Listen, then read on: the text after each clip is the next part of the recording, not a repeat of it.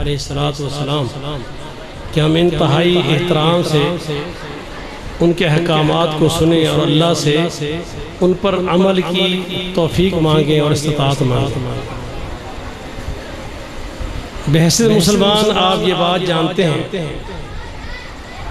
کہ یہ دنیا کی زندگی ایسے بیکار نہیں ہے، موت اس کا اختتام ہے، اور جب روح قبض کرنے کے لیے اللہ کے فرشتے آئیں گے تو اسی وقت ایک مسلمان کا بلکہ ہر انسان کا دنیا کی گزری ہوئی زندگی کے مطابق جزا و سزا کا عمل شروع ہو جاتا ہے۔ اللہ کا یہ وعدہ ہے کہ ان الینا ایابہم ثم ان علینا حسابہم۔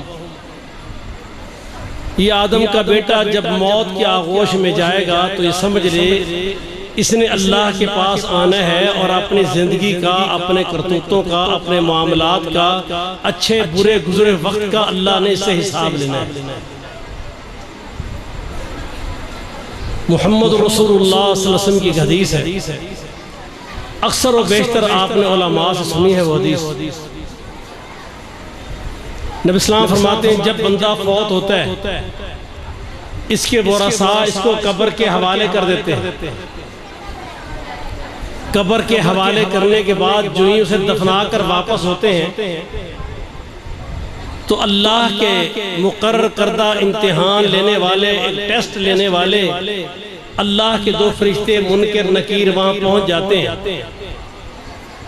اور اللہ کے اس بندے سے حساب و کتاب شروع کر دیتے ہیں۔ وہاں پر اس حساب و کتاب میں 4 سوال اس بندے سے ہوتے ہیں۔ پہلا سوال یہ ہے کہ من ربک، تیرا پروردگار، تیرا پالنہار،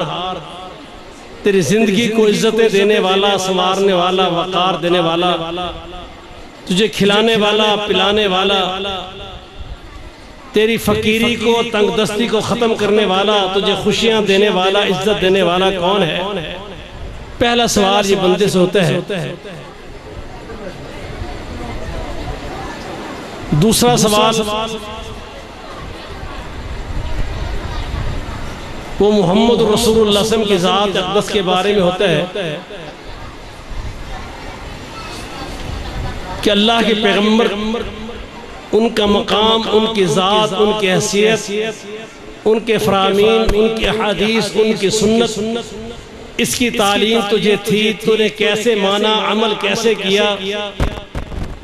اللہ کے رسول علیہ السلام سے جو تعلق ہے، تعلق بالرسول کا، تو اس سے سوال ہوگا۔ اور تیسرا سوال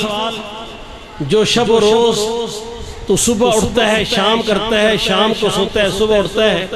بچپن گزارا ہے تو نے، لڑکپن گزارا ہے، جوانی گزاری ہے، پھر ادھیڑ عمر میں تو آیا ہے، پھر بڑھاپے کو پہنچا ہے، پھر موت کے آغوش تک تو آیا ہے۔ اس تیری زندگی کو تو نے کیسے گزارا؟ تو نے اللہ کو راضی کرنے کی فکر رکھی، سچائی پر مبنی، جھوٹ سے اجتناب تو نے کیا، سچ بولا، بہنوں بیٹیوں کی جائیداد ہڑپ کر کے ان کا حق غصب نہیں کیا، تو نے کس کے ساتھ اچھائی کی ہے؟ اللہ کو راضی کرنے کے لیے کس کس سے ظلم کیا ہے؟ تو نے اللہ کے امر پر نماز کے لیے لبیک کہہ کے مسجد میں آیا ہے، اللہ کے گھروں کو رونق دی ہے، اللہ کی عبادت کی ہے، اللہ کی کتاب سے تعلق بنایا ہے، نہیں بنایا؟ رزق حلال تیری فکر تھی، یہ حرام ہی تو کماتا تھا؟ جو تیرے زندگی کے معاملات گزرے ہیں اس کے بارے میں تجھ سے سوال کیا جائے گا۔ اس 3 سوالوں کے بعد جب ایک بندہ جواب دے گا تو اس میں نبی اسلام فرماتے ہیں اگر اس کے جواب صحیح ہیں تو اللہ کے فرشتے پوچھیں گے تو نے یہ جواب کہاں سے سیکھے ہیں، تجھے کس نے بتایا، یہ امتحان ایسے ہوگا، اس کا جواب سوالات کیا ہیں، اس کا جواب کیا ہوں گے، یہ ساری باتیں تو نے کہاں سے سیکھی ہیں؟ تو وہ بندہ آگے جواب میں، مومن بندہ کہے گا کہ قرأت بکتاب اللہ، میں نے اللہ کے گھر میں، مسجد میں بیٹھ کر، مدارس میں بیٹھ کر، ایک قاری صاحب کے سامنے قرآن کھول کر، علماء کے سامنے اپنے بحث شاگرد بیٹھ کر اللہ کی کتاب کو پڑھا، اللہ کی کتاب کتاب کو سمجھا، اللہ کی کتاب کو سیکھا، اس پر عمل کیا، اور آج اس اللہ کی کتاب کو پڑھنے، سمجھنے، عمل کرنے سے میں نے یہ امتحان، اس کا ہونا، ممتحن کے بارے میں معلومات، جوابات کیا ہوں گے، نتیجہ کیا ہوگا، وہ سارے کا سارا میں نے اللہ کی کتاب سے سیکھا ہے۔ آج مجھے انتہائی خوشی ہوئی اس ایک چک میں آ کر دیکھ کر، اس مسجد میں انتہائی تعریف کے لائق ہیں، اللہ ان کی زندگیوں میں برکت ڈالے، جنہوں نے اس مسجد کو رونق بخشی ہوئی ہے، انتظامیہ کی صورت میں، اساتذہ کی صورت میں، وہ والدین جنہوں نے بچوں کو اس مسجد میں بھیجا، اللہ کی کتاب کی تلاوت پر ان کو بٹھایا، جو پڑھے ہوئے والدین تھے وہ اپنے مقام پر ان کا پڑھنا بھی نہیں کی، بچوں کو بھیجنا بھی نہیں کی، جو زندگی کے کسی حصے میں قرآن نہ پڑھ سکے آج اپنے بچوں کو لا لا کر مسجد میں اللہ کی کتاب کے ساتھ بٹھاتے ہیں۔ آپ کو معلوم ہے نا قیامت کا دن ہوگا، محمد رسول اللہ صلی اللہ علیہ وسلم فرماتے ہیں اس دن اللہ کے پیغمبر اس امت کے بارے میں، ایسے لوگوں کے بارے میں جنہوں نے اللہ کے قرآن کو چھوڑ دیا، اللہ کی کتاب سے تعلق توڑ دیا، پڑھا نہیں، سمجھا نہیں، عمل نہیں کیا، نتیجہ کیا نکلے گا؟ قیامت کا دن ہوگا، عدالت لگے گی، حساب و کتاب ہوگا، اور حساب لینے والا تیرا پروردگار عالم ہوگا، اور اس دن مجال ہے کسی کو کہ لا یتکلمون الا من اذن له الرحمن، تیرے بزرگ، تیرے پیر، تیرے حکمران، تیرے مرشد، انبیاء، صالحہ، فرشتے، اللہ کے حساب و کتاب کے معاملے میں کوئی اللہ کے سامنے دم نہیں مارے گا، ہونٹ نہیں ہلائے گا، بات نہیں کر پائے گا جب تک اللہ کی طرف سے اجازت نہیں ملے گی۔ اس دن محمد رسول اللہ صلی اللہ علیہ وسلم ہمیں،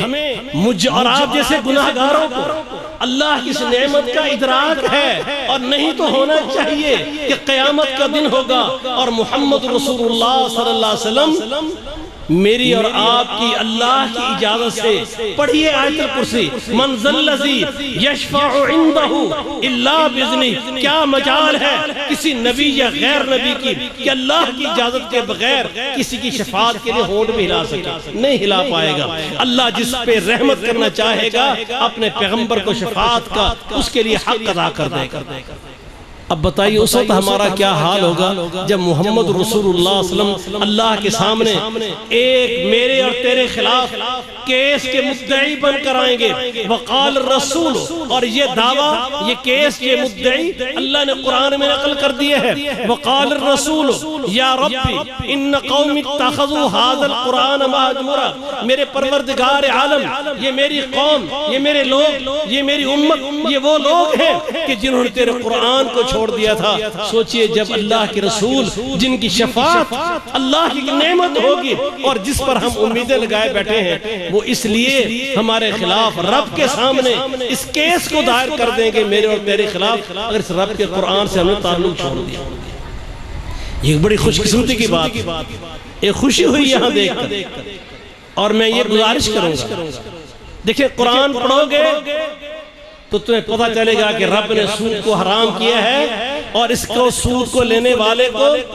بینکوں سے سود لینا، زرعی سود لینا، معاشی لین دین کا سود لینا، اللہ کے قرآن نے فرمایا ہے اگر اس سے باز نہیں آؤ گے اللہ اس کے رسول سے اعلان جنگ ہے۔ اگر بہنوں بیٹیوں کی جائیداد ان کا حق ان کو نہیں دو گے، بیٹیوں کو محروم کر کے بیٹوں کو دے جاؤ گے، بہنوں کی جائیدادوں پہ ظلم کے ساتھ قبضہ کر کے جیو گے اور ان کا حق ان کو نہیں دیا، اللہ قرآن میں کہتے ہیں یہ اللہ کے قوانین ہیں جو اس نے ماؤں، بہنوں، بیٹیوں کے ایک وراثت کے قانون کو قرآن میں نازل کر دیا ہے۔ اب جو اللہ اس کے رسول کے اس قرآن کے قانون کو توڑے گا، وَمَنْ يَعْصِ اللَّهَ وَرَسُولَهُ وَيَتَعَدَّ حُدُودَهُ، اللہ اس قانون وراثت کو اور ان کے مقرر کردہ قوانین کی دھجیاں اڑائے گا، نہیں مانے گا، عمل نہیں کرے گا، يُدْخِلْهُ نَارًا خَالِدًا فِيهَا، اللہ تعالیٰ ان کو ہمیشہ ہمیشہ جہنم کی آگ میں ڈالے گا۔ یہ چیزیں قرآن بتائے گا۔ اس لیے آج اللہ نے مجھے بھی اس پاکیزہ اور خیر کی محفل میں آنے کا موقع دیا، جن دوستوں نے ہمیں لائے اس موقع پر بٹھایا، اللہ ان کو بھی جزائے خیر عطا فرمائے۔ اللہ ان بچوں کا اس قرآن کا پڑھنا، اللہ ان کے دلوں کو اس تعلق سے بھر دے، اس قرآن سے ان کے دل نور سے اجاگر کر دے۔ یہ اس قرآن کے اس منور دین اسلام کے اس نور کو جو اللہ کی کتاب کی صورت میں ہے، اس کو لے کے اپنی آئندہ نسلوں کو اپنے علاقوں میں اللہ کی کتاب پڑھائیں، سکھائیں، لوگوں کو بتائیں، اللہ کا تعارف کرائیں، اللہ کے نبی کا تعارف کرائیں۔ اس لیے مسجد کی انتظامیہ، نمازی حضرات، وہ چھوٹے چھوٹے بچے جنہوں نے قرآن پڑھا ہے، وہ والدین جنہوں نے بچوں کو قرآن کا ماحول دیا، قرآن کی تعلیم دی، اور وہ محترم قاری صاحب جنہوں نے صفوں میں بیٹھ کر دنیا میں جتنی مرضی تعلیم حاصل کر کے آ جاؤ،